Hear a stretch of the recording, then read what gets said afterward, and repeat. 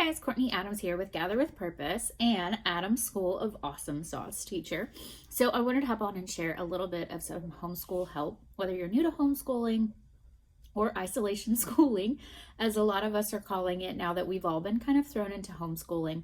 I just wanted to share some encouragement with you guys and just offer you a little bit of help on some things that it took me a little bit longer to figure out when we started homeschooling 6 years ago. So one thing I want to share with y'all is the time limits and the different ages. So with different ages, their attention span and their brain power is going to be different based on where they're at. So typically with K through 2, you're looking at about 10-15 minutes max that they're going to be able to sit and focus and really work on a particular subject or topic at that time. So for example, I have an almost 6-year-old. He is about to finish up first grade at the end of this year, and I don't really expect more than about 12 to 15 minutes from him in one sitting.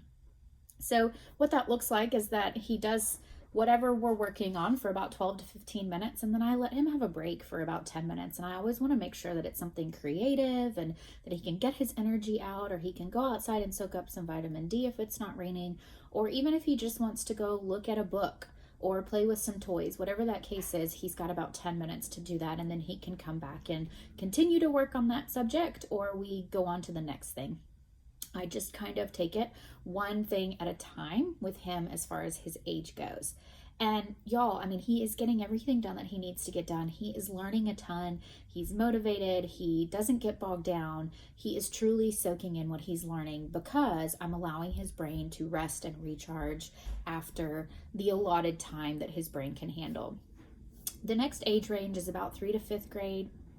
I would probably say about 3 to 4th grade, quite honestly. I feel there's a different maturity level at 5th grade, but you know your child best, so kind of take that into consideration when you're figuring this out. 3 to 4th grade, you're looking at about 20 minutes tops. So my 8.5-year-old, he will be finishing up 3rd grade at the end of May, and I expect no more than about 20 minutes from him sitting in one segment. And he does have some sensory issues, so I also take that into account and just kind of how he's doing for the day and where he's at mentally.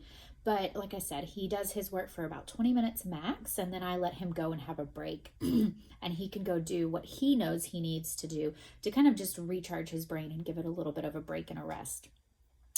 Then 5th, 6th, 7th, and 8th, you're looking at a little bit longer time frame. So I have a 5th grade girl, and I can expect more from her. She can do a little bit more.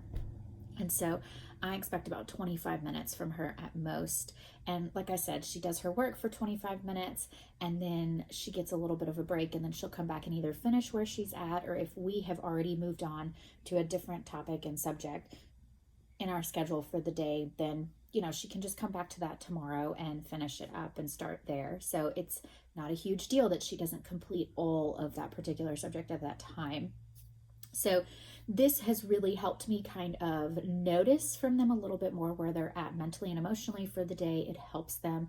And I want them to remember and to actually learn what they're learning instead of just checking things off of a list. And so this has helped with that because it gives me realistic expectations for what they're capable of doing. They're not capable of sitting in a desk from 7:30 to 3 o'clock. Neither are you, and neither am I. So we need to kind of wipe that expectation off of the list, and we need to really focus on our kids and where they're at, because that's going to make the difference in your school day, how you handle them, how they handle you, how your day ends up, where it goes from here, so on and so forth. So I hope this helps and kind of encourages you and gives you a good starting place. I'm happy to answer any questions that you have if you're just unsure, and hang in there.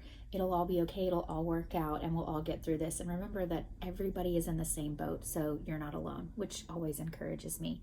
So thank y'all for tuning in and watching. Y'all have a great rest of your day, and see you later. Bye.